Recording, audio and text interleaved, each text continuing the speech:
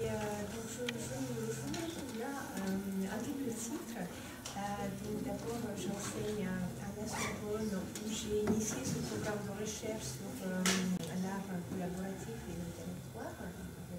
Les chercheurs de notre laboratoire qui sont présents ici. Et il se trouve aussi que j'ai été une des premières résidentes de Mondor, donc en 2001, 2002, je ne sais plus. Comment j'étais invitée personnellement par Fraser. Et je tiens à vous parler un petit peu de comment est-ce que j'ai vécu cette expérience et comment est-ce que c'est cette expérience précisément qui m'a initiée à la création des œuvres collaboratives. Parce qu'avant d'arriver au Mondor, j'étais artiste plutôt solitaire, artiste numérique, donc rester à programmer derrière mon ordinateur ou faire des vidéos ou des images numériques. Et il ne me venait pas tellement à l'esprit d'initier des collaborations avec les spectateurs ou avec d'autres artistes, surtout avec les artistes des autres domaines. Et donc ici à Mondor, comme vous connaissez, il y a les artistes qui sont plasticiens dans l'atelier, il y a des danseurs, il y a des musiciens. Et dès que je suis arrivée à Mondor, donc cette belle femme, Katie Anjour, qui était aussi en résidence en tant que danseuse, est venue me voir et m'a demandé si je voulais travailler avec elle sur son spectacle. Mais elle, donc le spectacle de danse qui est préparé, mais elle ne m'engageait pas en tant que décoratrice ou scénographe. Elle m'a proposé une véritable collaboration, égal à égal, c'est-à-dire ce qu'elle m'a proposé, c'est de créer une installation dans l'espace dans laquelle elle va jouer son spectacle. Et cette installation, elle était censée de fonctionner en absence de Katie aussi, en tant qu'installation, en tant qu'œuvre d'art autonome. Donc cette proposition m'a passionnée et je vais vous montrer. Est-ce que ça venir?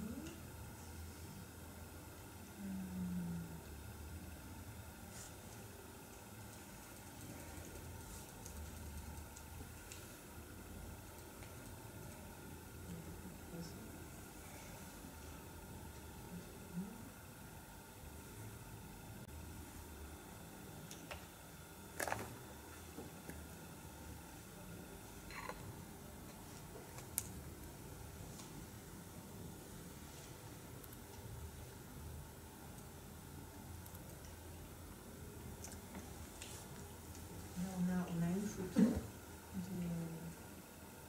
de ce qui s'est passé. Donc le spectacle de Katie s'appelait Sortir le dragon de l'hibernation. Et l'idée était de... en fait, Katie, elle était danseuse, elle est danseuse, et elle est aussi professeure de yoga. Et son travail d'artiste, son travail de chercheur et aussi son travail de professeur de yoga, c'est un travail sur la canalisation et l'échange de l'énergie. Voilà, en fait, c'est pas histoire de faire des mouvements de telle ou telle forme, c'est histoire d'échanger l'énergie avec le spectateur. Et donc, l'échange d'énergie, d'après elle, il se fait à tout acte d'interaction avec une autre personne. Et évidemment, le moment le plus fort d'échange d'énergie, c'est un acte sexuel. Donc, l'installation était, dans laquelle Katie dansait et interagissait avec le public, était faite avec des extraits des mangas porno, mais qui étaient censurés. C'est-à-dire, c'était pas, comme vous voyez, le sexe, il est caché, il n'est pas ouvert au regard du spectateur, mais tout le monde sait, tout le monde imagine ce qu'il y a derrière ces petits carrés. Et d'ailleurs, pendant spectacle. Et dans l'installation, ensuite, de temps en temps, les images autres surgissaient dans ces petits carrés qui montraient, qui allaient en fait plus loin que tout simplement des images de sexe, qui montraient aussi une sorte de fantasme qu'on pouvait avoir dès que quelque chose est censuré. Voilà, donc on a fait ce spectacle. Avec Kitty, il a été montré au Main d'Œuvre, il a été montré à San Francisco, dans plusieurs lieux en Grande-Bretagne. C'est un travail qui s'est beaucoup développé. Ensuite, on n'a pas forcément refait, on a refait d'autres projets avec Kitty, je n'ai pas refait d'autres spectacles, mais précisément ce travail de recherche qu'on a initié, qui m'a été demandé, qui a été en fait presque provoqué par la présence de notre artiste, a pris une grande importance dans mon propre travail. Donc de cette installation sont nées les vidéos, sont nées les œuvres graphiques qui non seulement ont été beaucoup montrées, mais qui se trouvent aujourd'hui dans des importantes collections muséales. Et ça donnait ensuite place à d'autres travaux. Comparer ça.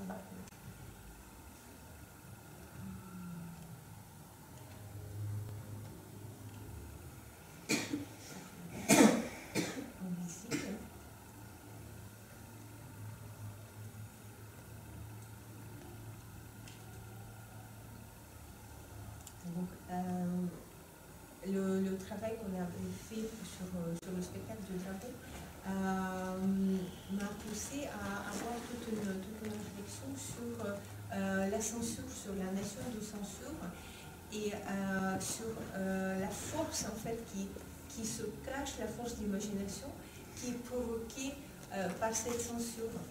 Et donc il y a eu par exemple un tout nouveau projet qui s'appelle Invisible, qui consiste en une collection des photographies de manifestations qui ont été prises dans des dizaines de pays dans le monde entier, donc une dizaine de manifestations pour des raisons différentes, avec des slogans différents. Sauf que quand on passe toutes les images en noir et blanc et on censure les slogans, on a l'impression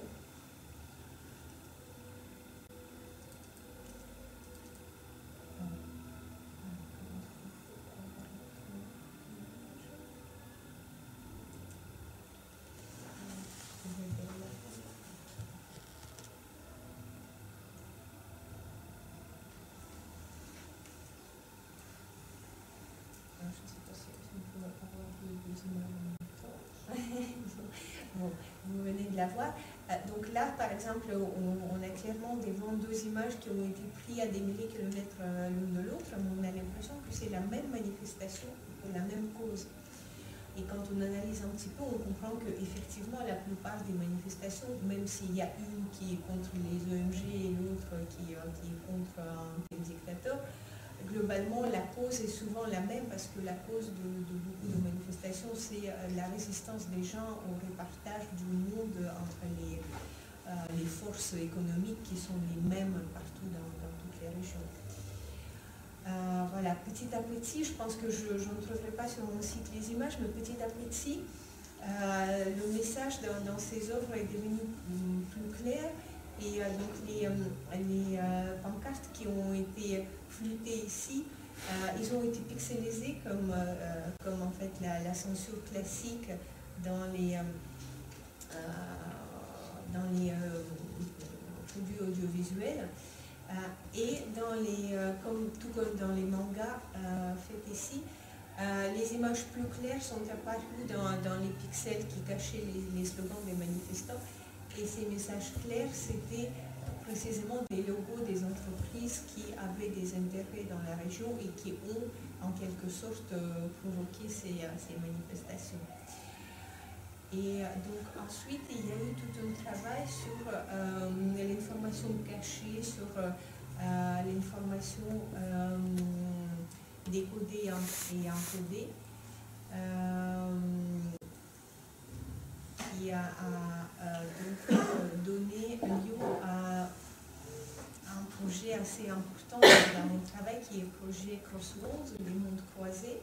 Donc on retrouve ces petits carrés, on retrouve ces images cachées, mais là ce sont vraiment des codes informatiques qui englobent les images et qui, dans le premier cas, envoient tout simplement les messages aux spectateurs munis de téléphone portable. Et maintenant, on travaille sur une nouvelle série de ces crossroads qui ne sont pas seulement les transmetteurs des messages, mais qui nous mènent aussi à travers les connexions qu'elles établissent, qui nous mènent à agir dans les autres mondes, dans les autres univers.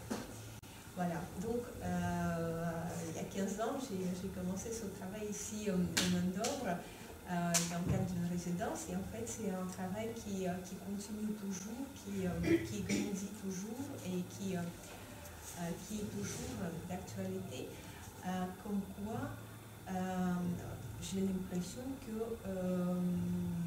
sans qu'il y ait eu dans ce travail de collaboration, sans qu'il y ait eu un moindre sentiment que parmi différents artistes qui ont collaboré, qu'il y a un qui profite de l'autre, qu'il y a un qui utilise le temps de l'autre ou les idées de l'autre. C'est vraiment, j'ai eu l'impression qu'il n'y a rien de plus productif et rien de plus bénéfique qu'une collaboration, un échange créatif entre les artistes. Voilà, et maintenant je voudrais passer à un autre projet qui rejoint aussi cette histoire de place sociale de l'artiste, de l'engagement, donc qui n'a peut-être pas un lien direct avec le travail que je vous ai présenté. Il s'agit d'une série vidéo que j'ai initiée il y a longtemps aussi, il y a 7 ans, qui s'appelle Double Vie.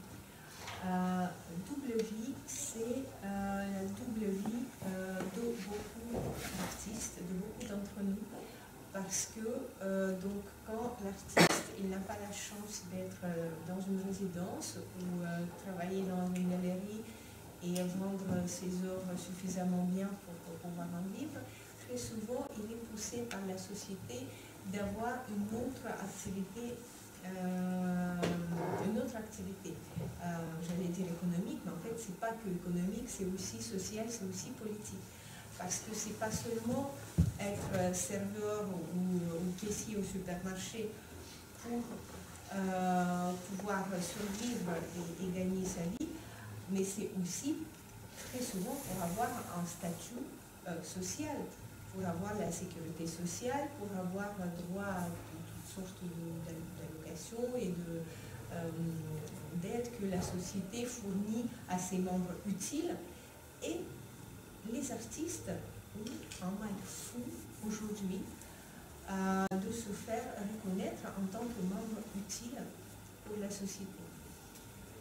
Ce qui est une grande malaise, je pense, de la société actuelle, d'où ce désir donc des collectivités territoriales de les faire rencontrer les 200 personnes pour mettre dans le compte rendu que l'artiste a bien travaillé, qu'elle a présenté son travail dans les 200 écoles, etc. parce qu'on ne sait pas expliquer l'utilité de l'artiste.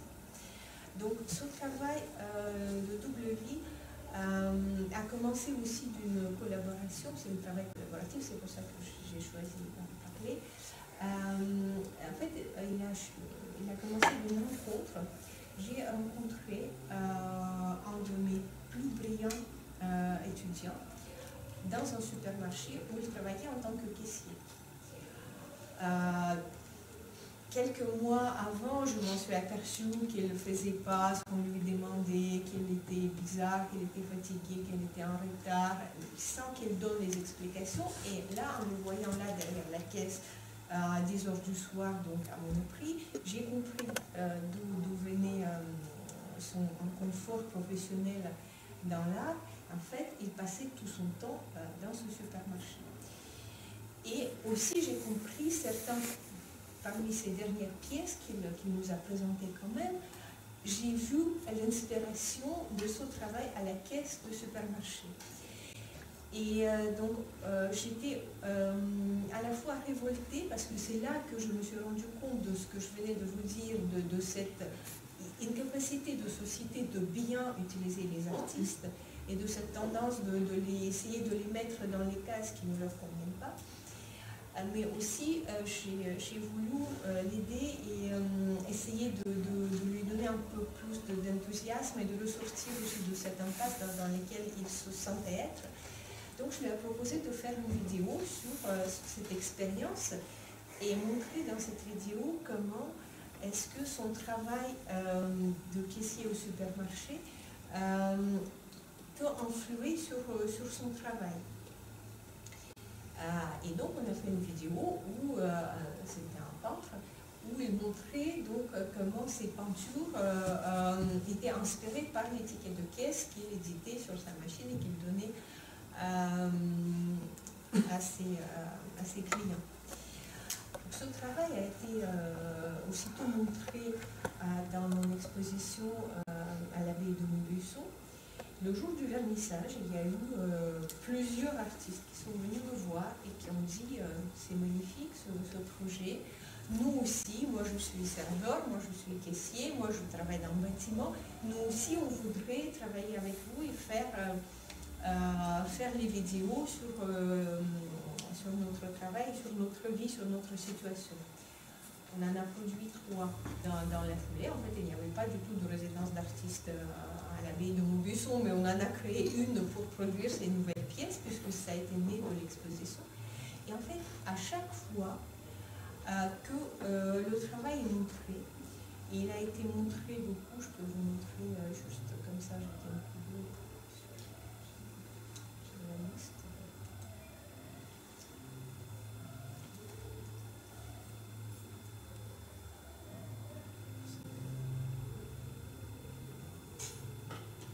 C'est juste la liste de l'exposition qui n'est pas finie.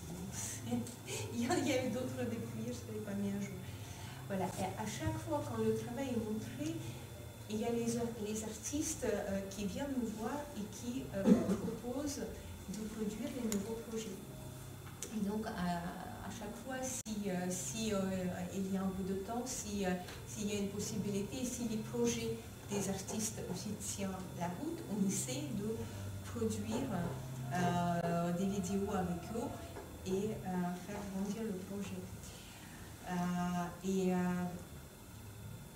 Donc là, c'est l'effet de ce projet, il est assez intéressant parce que non seulement il fait réfléchir les institutionnels, les spectateurs, les collectionneurs, les gens qui viennent nous voir, il fait réfléchir à la situation de l'artiste et à sa rôle dans la société, mais aussi pour les artistes qui participent au projet. Souvent, c'est d'une très grande aide parce que souvent, ces artistes qui sont très pris dans cette deuxième vie où il faut la gagner, ils n'exposent pas assez, ils n'ont pas assez de visibilité, donc souvent, cette vidéo, ça devient pour eux comme la première entrée dans le musée, dans le monde professionnel.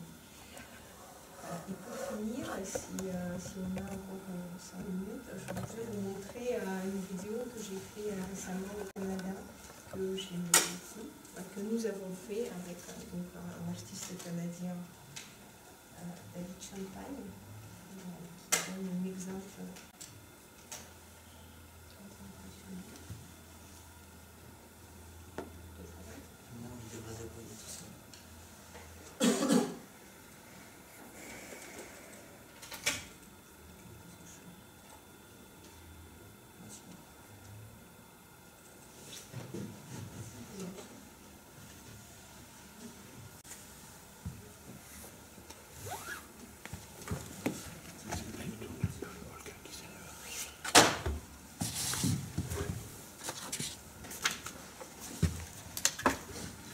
Voilà, je suis photographe. Je me suis toujours intéressé au milieu industriel, aux structures de métal, au terrain vague, à ce côté de médaille qu'on ne voit pas souvent. Ja, en merci beaucoup. Les questions, vous pouvez relancer le débat.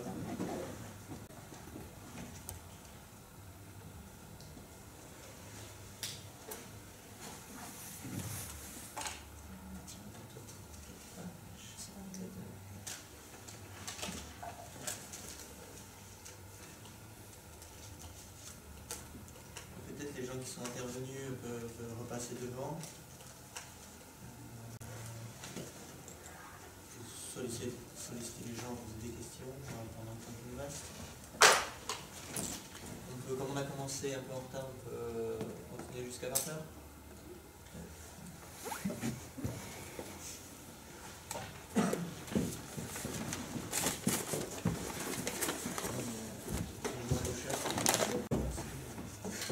Je sais pas comment vous voulez. Peut-être tu peux simplement parler comme ça parce que, voilà, parce que là on parle d'œuvres et c'était hyper important je pense ce soir de voir aussi des artistes et de rencontrer des artistes. Il y a aussi des œuvres participatives avec les habitants, simplement des endroits où se retrouvent les artistes. Et je pensais donc à une pièce que tu avais réalisée justement en résidence à Pont-Aven, où voilà, on peut peut-être simplement la décrire. Moi j'ai un artiste, donc Grégory Pierre, qui se retrouve dans mon bureau, je ne sais plus où, et qui me dit voilà, j'ai une super idée, j'aurais besoin de.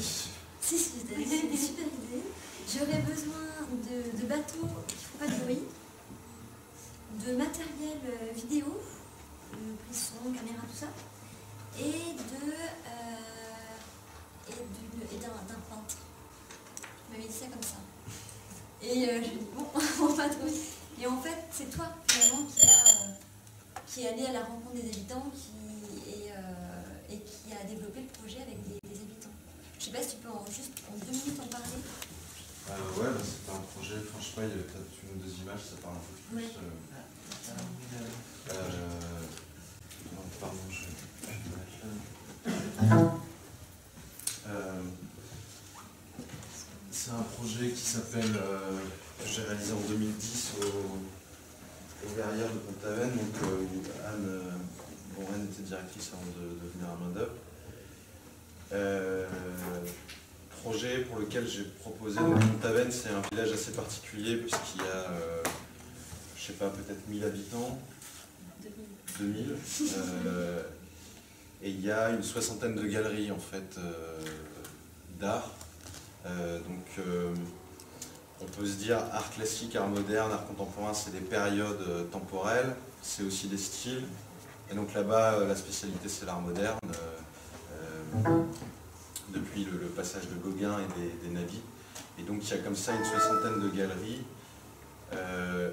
qui ne sont pas du tout les galeries telles que nous on peut les entendre dans notre couche de l'art, on va dire. C'est-à-dire que c'est les artistes qui ont leur propre galerie en fait, qui ont leur magasin. Et donc c'était, voilà, Pont-Aven c'était un contexte vraiment intéressant pour ça, c'est-à-dire qu'on se retrouvait dans une ville où il y a une vraie économie autour de Gauguin, autour de Bernard, de Sérusier, etc. Leur peinture orne les moindres produits de consommation. Il y a tous ces peintres que moi dont je trouvais le travail relativement peu intéressant. Et puis il y a un ou deux artistes en résidence qui sont des artistes contemporains. Et donc mon idée était d'essayer de réfléchir un peu à cette place-là dans cette ville pendant 3 mois. Et j'avais envie de travailler avec un peintre, de confronter un peu notre manière de travailler, de se dire est-ce qu'on fait de l'art ou pas, et donc mon idée était de proposer à un peintre, le projet s'appelle Peindre au jour, peindre la nuit, c'est de la performance et de la vidéo, était de proposer à un peintre de peindre un même paysage, en fait comme un temps d'exposition en photographie, c'est-à-dire de peindre un même paysage sur la même toile depuis le lever du soleil jusqu'à la tombée de la nuit. Le jour le plus long de l'année, en l'occurrence le 21 juin. Et donc pour ça, bon, il fallait voilà, que je trouve effectivement un peintre avec qui travailler. La seule condition était que j'aime le travail de ce peintre. En fait, je ne voulais pas me servir de quelqu'un. Et donc j'en ai rencontré beaucoup. Il y en a pas mal qui ont refusé. C'est-à-dire que cette espèce d'a priori qu'on peut avoir, que moi je pouvais avoir sur leur travail, l'avait absolument en retour vis-à-vis de ce que peut être un artiste contemporain. Donc ils avaient absolument, ça ne les intéressait pas de participer à ça. Et il s'avérait donc que j'ai rencontré Christian Ruiz, qui était à la fois donc un peintre de marine dont j'aimais beaucoup le travail, que je trouvais très sensible, et qui était quelqu'un également d'assez ouvert pour accepter ce projet. Donc on est parti donc le 21 juin, il a commencé à peindre vers 6h30 à peu près du matin, horaire de Météo France du lever du soleil, et il s'est arrêté vers 11h moins le quart, parce qu'en Bretagne le soleil se couche plus tard, vers 22h45, et donc il a passé sa journée à en fait effacer la marée qui descendait, repeindre la marée qui remontait, changer la courbe du soleil, faire arriver la lune dans la toile, etc. Et moi j'ai filmé ça avec un cadreur, un preneur de son et moi. Donc il y avait aussi cette idée de savoir voilà, quel était son savoir-faire à lui, quel était le mien, et s'amuser comme ça à voir quel était ce que lui arrivait à représenter grâce à cette technique, mais grâce aussi aux défauts de sa technique. C'est pas non plus un génie de la peinture, donc il y a forcément des choses qu'il n'allait pas arriver à peindre, des choses que la caméra qu'on utilisait n'allait pas arriver à filmer, une fois qu'on arrive, que le soleil se couche, etc. Donc voilà, il y avait cette espèce de jeu entre son outil et le mien. Donc j'en ai fait une vidéo de 21 minutes, donc on a filmé toute la journée, et donc la vidéo est présentée en fait comme un making-of, avec la toile donc, à côté qui est posée comme sur une étagère comme une sorte de scalp en fait de ce qu'on a réussi à arracher au paysage, et donc le travail à côté. Et donc tout à l'heure on parlait de collaboration, et Christian a été... c'était aussi ce qui m'intéressait, c'est-à-dire que moi j'ai très peu travaillé finalement pendant cette journée, elle était beaucoup plus éprouvante pour lui que pour moi. Et pour lui c'était pas une toile à lui, quoi. Enfin, c'était... il tenait à ce que ce soit mon travail, il n'aurait jamais fait ça si je ne lui avais pas demandé, donc il m'a dit si un jour tu la vends ou quoi que ce soit, voilà, l'argent est pour toi, c'est pas mon travail, quoi. Il était content de participer. Et voilà, et après l'autre chose, je sais plus ce que je voulais dire d'autre. Et donc voilà, en tout cas ça c'est l'installation telle qu'elle est. Ça c'est quelques captures d'écran. Voilà.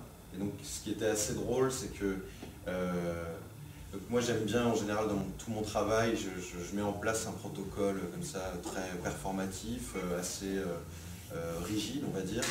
Et en fait je vais filmer ça, ce qui se passe dans ces performances. Et en fait tout le principe va consister en fait à filmer la désagrégation du protocole que j'avais imaginé face à la réalité des choses. Et donc en fait les vidéos que je présente sont plutôt les ruines de ce que j'espérais au départ, quoi. Et là quand j'avais imaginé le projet, je m'étais dit on va finir avec une toile absolument noire. Ça va être très beau. Parce que j'ai fait les beaux-arts et que dans l'idée on apprend des choses un peu radicales, machin, je me suis dit ça va être ça. Et en fait à la fin de la journée, donc Christian a fini avec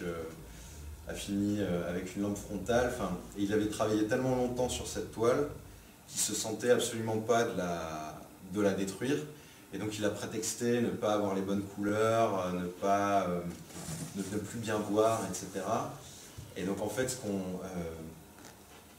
voilà, on a fini la caméra qui avait assez peu de sensibilité, l'image est quasiment noire à la fin, on a fini presque dans la nuit, mais là, bon, en fait, on a un coucher de soleil, quoi.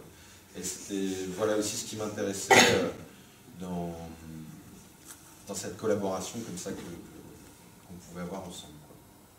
Donc, voilà.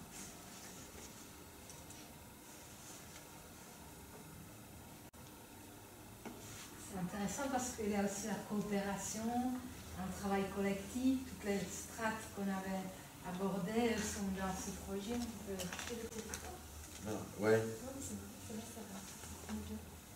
Ben là, oui, c'était un projet. Ce qui est toujours assez dur, moi, je trouve, en résidence, c'est de faire un travail qui soit à la fois pertinent dans le contexte, mais qui continue à tenir le coup lorsqu'on sort de ce contexte-là. Et que, donc, d'arriver à faire quelque chose d'assez universel, quoi, entre guillemets.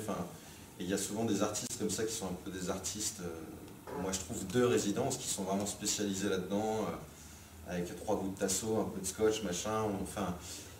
Et c'est toujours assez pénible quand, moi je trouve, quand ils présentent leur travail ou quand on voit ces expositions, de lire des cartels.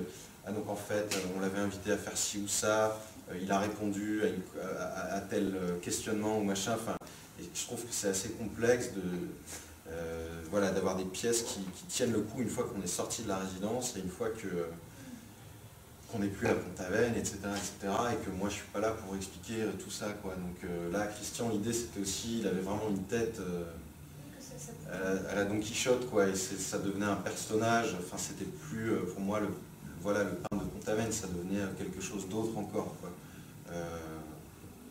Voilà. Et du coup, la performance est réalisée aussi par des pirogues, en fait. Tu as conduit d'équipe en pirogue sur le lieu du tournage et le lieu de la performance.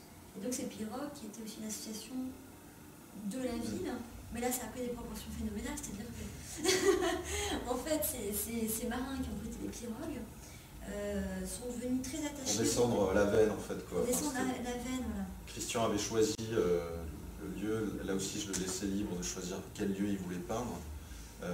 Donc lui, il a choisi un lieu sur lequel il aimait venir régulièrement, puisque des aquarelles, il en fait vraiment énormément, quoi, et toujours autour de Pont-Aven. Donc là, c'était une espèce de danse, donc vu que le projet vidéo était imaginé comme un making-of de cette journée, on a filmé depuis notre départ de Pont-Aven de nuit jusqu'au moment où on revient sur place. Donc effectivement, on voulait y aller en bateau, et donc c'est Christian qui m'a dit, il y a Jean-Marc face à un type, voilà, qui bout des pirogues sur la veine, qui pourrait peut-être nous aider à embarquer jusque là-bas. Eux, ils s'étaient plus vus depuis des années. Enfin, donc Jean-Marc a commencé à être intéressé par le projet, ça s'est intégré à ça, et puis finalement ils ont fini par collaborer avec la résidence où chaque artiste pouvait aller faire du bateau après. Voilà, mais ce qui était assez drôle, c'est qu'en fait, eux, ce qui les intéressait, c'était le fait de le faire. Mais maintenant, moi, je suis encore en contact avec eux. C'est pas ma spécialité du tout de travailler avec les gens d'habitude. En fait, eux, ils s'en foutent un peu que le projet il tourne ou quoi que ce soit. Là, il n'y a pas longtemps, il était dans une bonne galerie. J'étais assez fier. Je les ai appelés en disant c'est présenté, machin.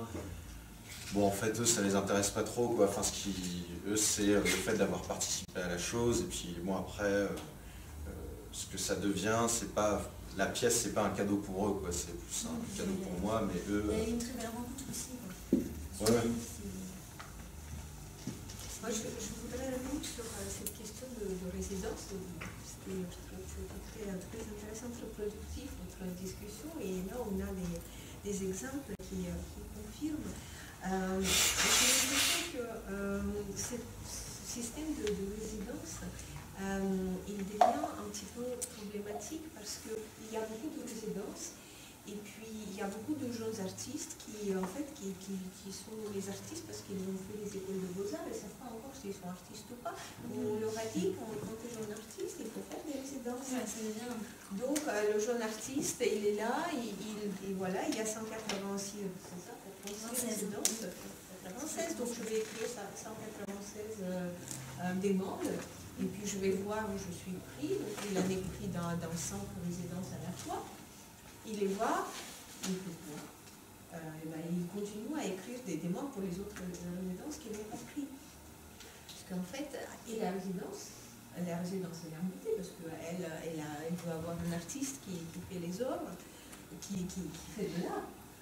Et donc elle cherche à l'employé, elle cherche à lui dire, tiens, si tu peux peut-être aller présenter ton travail à l'école, tu peux peut-être rencontrer les habitants. Et pour moi, c'est pas comme ça que ça doit marcher comme Grégory a décrit, voilà, Grégory a un projet où une autre artiste, il veut travailler avec un peintre et avec un bateau qui ne fait pas de bruit. Donc, comment faire? Soit je trouve un peintre, je le paie, je finance, je trouve une galerie, soit je trouve une résidence qui peut me mettre dans un contexte où il y a tout ça.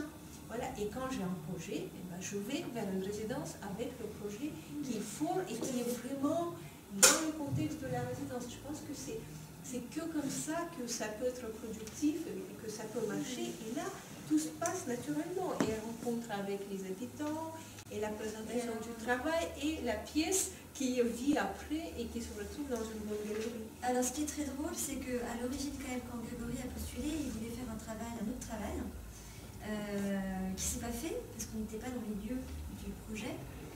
C'était à Guérande, c'était pas tout à fait à Pont-Aven, mais c'est pas grave, mais c'est là où c'est intéressant. C'est qu'il est venu avec un projet, et c'est 90% du temps le cas, où l'artiste en fait fait pas du tout ce qu'il avait prévu de faire, et qui va faire complètement autre chose. Et là, le projet de Grégory a été pensé à Pont-Aven en fonction du contexte. Moi, c'était un projet que j'avais nourri avant, oui, voilà. que j'ai oublié un peu, et quand je suis arrivé à Pont-Aven, je me suis dit, ah mais merde, en fait, c'est là que je dois le faire. Ouais. Je voulais dire deux choses. La première, c'est de souligner l'importance, pas pour envoyer une fleur à Sourmel, mais l'importance de la personne qui tient le lieu. Parce que pour que ça se passe comme ça, c'est comme, je fais une comparaison qui n'a rien à voir, c'est comme quand il y a une équipe dans le domaine du soin. On rend compte qu'il y a beaucoup de parallèles d'ailleurs entre, parce que c'est des lieux publics, tout ça, et pour qu'une personne, c'est-à-dire le fait qu'il faut qu'il y ait des gens qui soient assez souples et à la fois hyper, donc il faut que la personne soit à la fois hyper fiable et assez souple pour que l'artiste effectivement. Et l'autre chose, je suis d'accord avec ce que vous avez dit par rapport à des projets, effectivement, mais parce que là c'est un projet qui se fait naturellement parce qu'il y avait effectivement, il voulait faire une œuvre et il fallait aller quelque part pour la faire. Et il y a l'autre cas que je trouve très important aussi, dont a parlé Anne tout à l'heure, qui est l'isolement et le vide. C'est-à-dire que moi j'ai un compagnon qui est artiste, qui m'a décrit, qui s'appelle Sébastien Bourg, et qui a décrit un cadre de résidence en hôpital psychiatrique où en fait il était là, pas dans l'hôpital, mais il n'était aucune obligation par rapport aux patients ou quoi que ce soit. Et lui, ce qui lui a été vraiment extraordinaire pour lui et qui lui a permis de changer sa pratique et de changer voilà, c'était l'isolement dans un lieu. C'est-à-dire par rapport à l'effervescence effectivement du dossier, quand on est à Paris, on fait des dossiers, on change des lieux, on change des galeries, on change des machins, etc. Là, pendant cette résidence, il a joué le jeu du vide. Tu disais tout à l'heure, on veut se craquer en résidence, moi c'est ce que j'ai cru comprendre, quoi. C'est le moment où pendant 2 mois, 3 mois, on est seul, en plus dans un hôpital, on a de vagues contacts avec les patients et on réinvente complètement la pratique. Alors on a pensé une résidence comme ça justement avec Marcel Dinaé que Grégory a pu aller aussi. Marcel Dinaé c'est un artiste et en fait tous les deux on travaille à une résidence qui se trouve dans un sémaphore. Donc il y a le phare, il y a le sémaphore en face.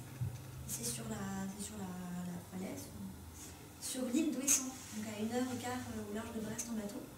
Et donc l'artiste est complètement à l'ouest totalement de l'île. Il est normalement seul, donc toi vous étiez 2 parce que pour des questions de production. Mais normalement l'artiste il va seul et il va pour s'isoler complètement 1 mois entier dans un phare, dans un sémaphore, avec vue comme ça sur la mer, une grande barrière sur la mer. Donc ça c'est de la participation. C'est à l'opposé de quoique, parce qu'il y a plein de choses qui sont avec les habitants en fait. Ah oui, non, il faut retrouver. Mais on peut rester entièrement un seul complètement face à la mer pendant 1 mois. Et c'est le but de cette résidence. Cette fois, ce qui est drôle dans les résidences, c'est que quand j'étais au phare, là, au Ouessant, c'est qu'on avait 2000 € de bourse. Pour 1 mois, aucune obligation de production, on était dans le lieu où même les habitants de Ouessant ne vont jamais, où tous les touristes sont la journée en bas, nous regardent, ils disent qu'est-ce que c'est ces types qui sont là-haut. Et du coup il y a un truc assez marrant où en fait les 3/4 du temps, et souvent les résidences c'est quand même dans des endroits assez privilégiés, patrimoniaux, des choses comme ça. Enfin, des fois pendant l'été, il y a tout un truc où on va avoir de l'argent sans être...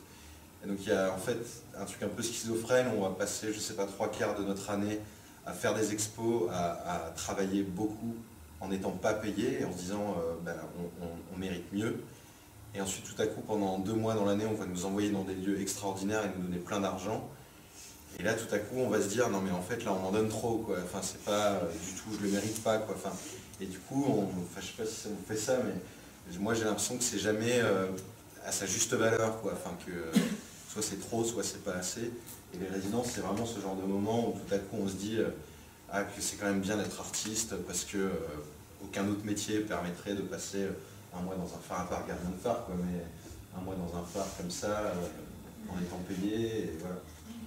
Ça, pardon. Ah non, non. Non, il y a quand même un souci parce que j'ai pas mal des amis artistes qui disent que c'est bien la résidence, mais tu as quand même le loyer à payer dans la VLTV.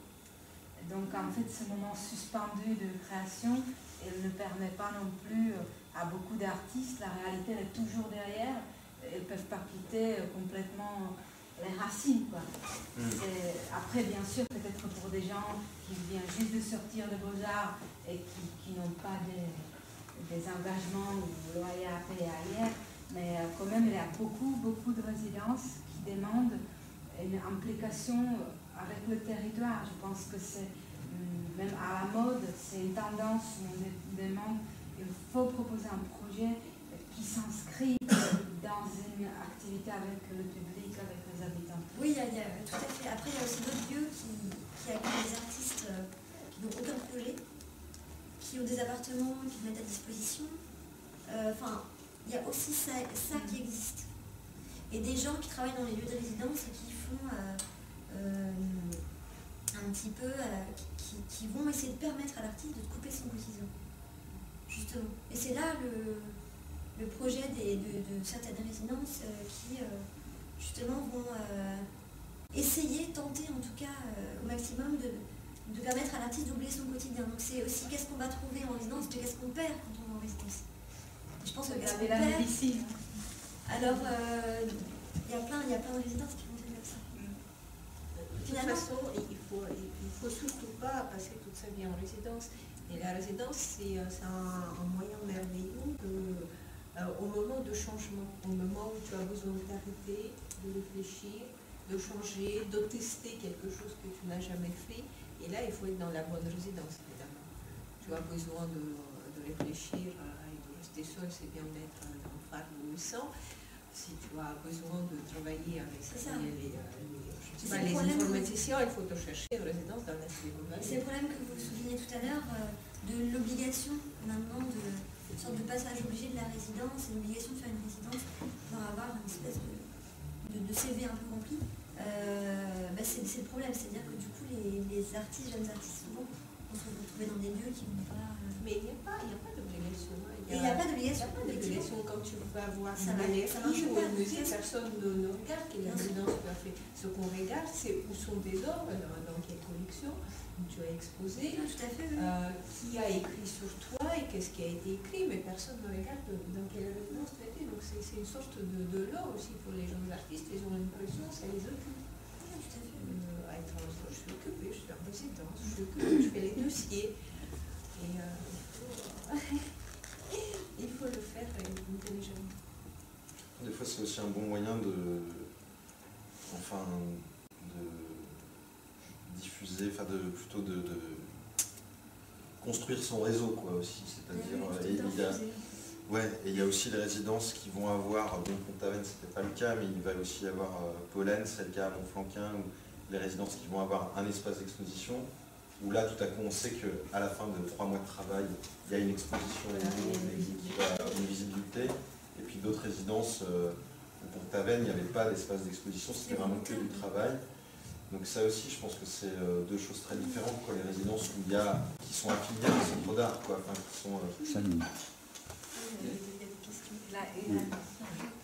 En parlant de résidence, je n'ai pas été en résidence. Par contre, j'ai été en résidence mondiale. Tout simplement parce que ça rejoint un peu votre travail, madame. J'ai travaillé sur les déchets, j'ai fait une thèse sur le déchet dans l'art contemporain. On a mis avec M. Sicard 8 mois pour faire admettre le sujet à la présidence de Panthéon, hein, les Paris. C'est un peu plus facile maintenant. Comment? Merci à vous, c'est un peu plus facile maintenant. Oui, oui, merci à vous. Hein, j'étais la première thèse à parler du déchet, et la première thèse à mettre une photo en couverture de la thèse. Alors là, je ne vous dis pas, mais plus sérieusement, c'est que j'étais dans le déchet, même pas dans le recycling, hein, le déchet. Et il m'est arrivé de rencontrer des artistes du déchet, dès le départ. Dès l'instant où j'avais tapoté, commencé à écrire,